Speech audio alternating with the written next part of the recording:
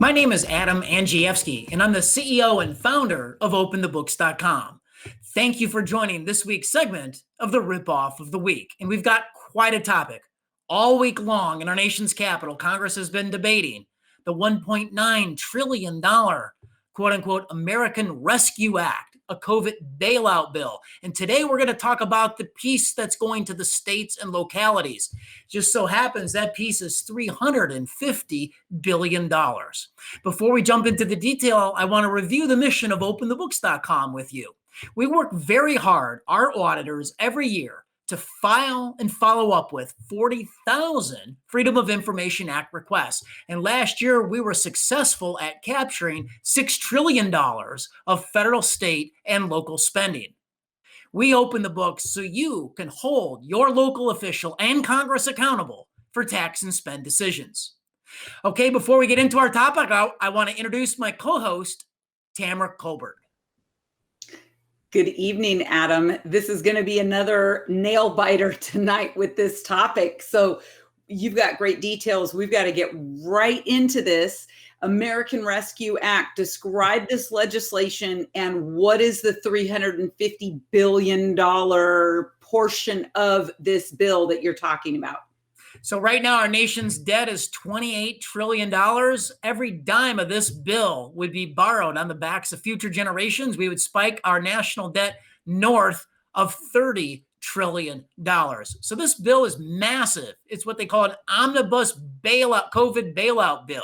It's $1.9 trillion. It's nearly 600 pages, and tucked inside of it is this perk for states and localities to bail them out to the tune of $350 billion. So how is this broken down? I'm guessing there are winners in this bill and losers. What does that look like? So House Democrats, they got to write this bill out of the blocks, and they changed the allocation formula between the states. So rather than basing it on a population in a state, let's historically the measure, that's historically the allocation formula. What they've done in this bill is they've changed that to the unemployment rate in the fourth quarter of last year. What that effectively does is it subsidizes bad economic lockdown decisions during the coronavirus era. So states like Florida, they are the biggest loser in this bill. They'll lose more than $2.3 billion on this change of allocation.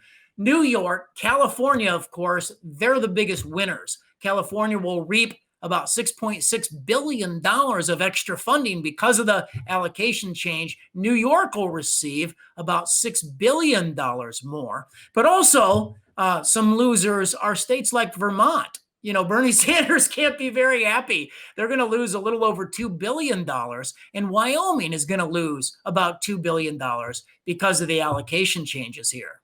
So, Adam, there are some rich cities that are actually benefiting as well. What does that breakdown look like? So there's 30,000 municipalities and counties receiving funds out of this bill. And our auditors dug into some of the richest communities in America. For instance, if you're in Palm Beach, Florida, Palm Beach will be bailed out to the tune of $3.2 million. If you're in the Hamptons, in the state of New York, the Hamptons are going to be bailed out with more than $8 million. If you are Beverly Hills, California, you're getting more than a $6.2 million bailout. Right here, my hometown, it's the 36th richest place in America, according to Bloomberg, in Hinsdale, Illinois. Hinsdale is getting a $2.1 million bailout of this bill. If you're Berkeley, California, for crying out loud, it's $68 million. If you are San Jose, in San Jose, California, it's a large town. It's also right in the heart of Silicon Valley. The average home price in this large community of San Jose, the third largest community in the state of California, the average home sells for more than $1.1 million. And San Jose is in line to get a $22 million bailout. Oh my goodness. So you kind of alluded to the states, but what about New York City? What about Chicago? What does that look like? New York City's getting a big bailout. It would be $4.3 billion for the mismanaged city of New York. That actually exceeds 25 state governments in this bill that receive less money than the poorly managed city of New York. Chicago is getting about $2 billion out of this bill. Chicago's bonds are at junk status. Chicago's getting more money at $2 billion than 12 state governments out of this bill. And then we have, so those are some of the richest cities getting big, huge paydays. Then we have rich counties. You and I were talking about that earlier today. 4 out of 6 of those are where? They're near the Washington, D.C. Beltway, of course. They have they're 4 out of the 6 richest. Their incomes are the highest in the country, up to $136,000 on average household income. And they're getting hundreds of thousands of dollars out of this bill. Let's just walk through some of them. Let's walk through some of these details. So in Virginia and Maryland, near the Washington, D.C. Beltway, you've got Loudoun County in Virginia, $80 million. Howard County in Maryland, $63 million. Arlington in Virginia, right there in the Beltway, $45 million. Fairfax County with $5 million. Look, in Loudoun County, the median household income is $136,000. It's got the highest median income of any county in the United States that is more than 65,000 residents. Then on the opposite coast, you've got the very wealthy county of Santa Clara in California. It's right in the heart. It's the county that encompasses Silicon Valley. They're getting a whopping $385 million bailout. Unbelievable. Adam, I mean, when you start reading these numbers, their insanity here is through the roof. So really, this $1.9 trillion bill, it has, I mean, when you're talking 350 billion and this 1.9 trillion, this is almost, 15%, 20% of the bill is going to bail out states. Isn't this outrageous? Well, it is outrageous. There's no justification for this. For instance, Greenwich, Connecticut. Okay, so everybody fled New York City during the pandemic, and one of the big winners, in addition to the Hamptons, as we discussed, the Hamptons are getting over $8 million out of this bill. Greenwich in Connecticut, again, a playground for the rich and elites, they're getting $20 million out of this bill. Go down to Florida, Key West, one of the best, vacation destinations in the country. They're getting $10 million out of this bill. You can't make the public purpose argument to tax middle and working class taxpayers to subsidize these communities. There is no argument, and the Senate should slow this bill down. Absolutely. And somebody pointed out and asked the question, are there any restrictions on how these counties or cities or states can use this money? Well, that is the question that comes up. And the fact of the matter is that the language is loose. So It is basically a subsidy. The tracking on this, the definitions on what it gets used for, it's very loose. Some of it's to make up, quote unquote, lost revenues from the pandemic. And it will be impossible to track and hold good government principles to the spending of this money. Impossible. And for you to say that, you guys are, Open the Books auditors are extraordinary investigators. So for you to say that means it would be impossible to do that. So what do we do? Well, I'm looking at a lot of comments tonight, just like last week when we were talking about a different aspect of this bill. What can we do? What would we want our viewers to do tonight? So the first question on your mind, everybody watching the program, and we appreciate it, go to openthebooks.com and click on our interactive map. Here's an easy way to get to it. Just Google Forbes, 350 billion, and our article will come right up on the $350 billion bailout of the cities, counties, and states. Within that piece is a direct link to our map. You can look up your own hometown. You can search your hometown and see how much you're getting. Then call your mayor, call your members your council members locally and ask them, are you going to take the money? If so, why? Why do you need Congress bailing out our hometown? Look, my town's getting $2.1 million.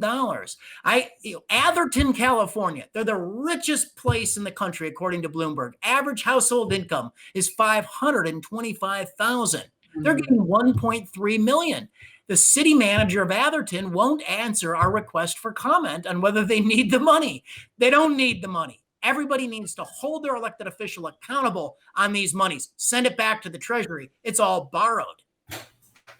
Wow, that's unbelievable. So we have a petition at openthebooks.com. What is that petition, and how can people make a difference by clicking and signing that petition?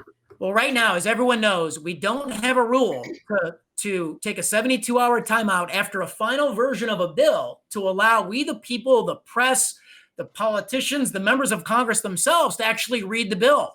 So come to our website, openthebooks.com, and click on the petition tab across the top. Sign the petition to read the bill.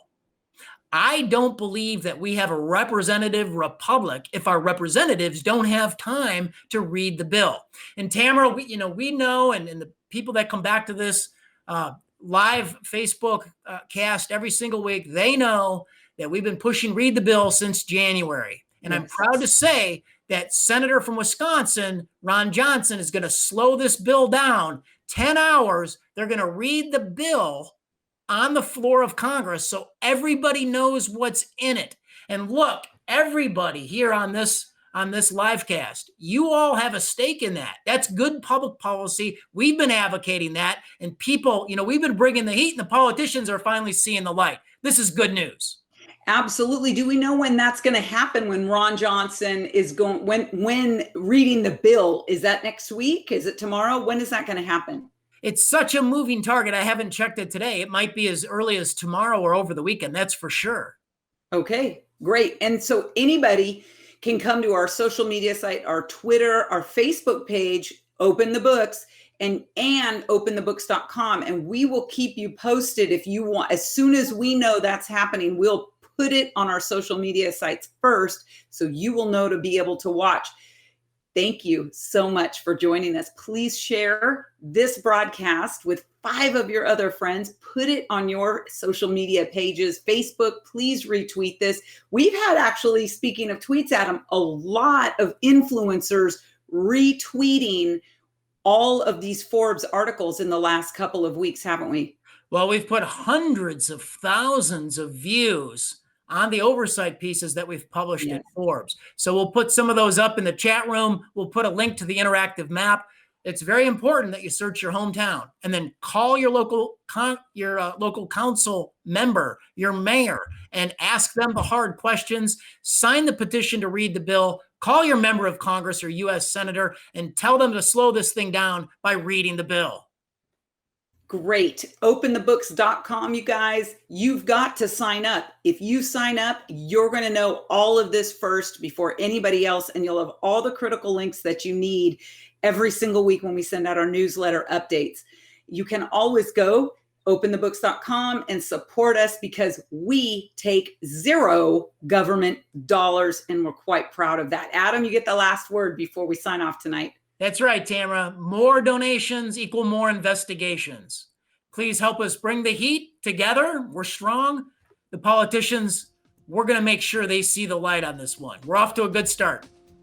Thanks, everybody. See you next Thursday at 5:30 p.m. Eastern Time.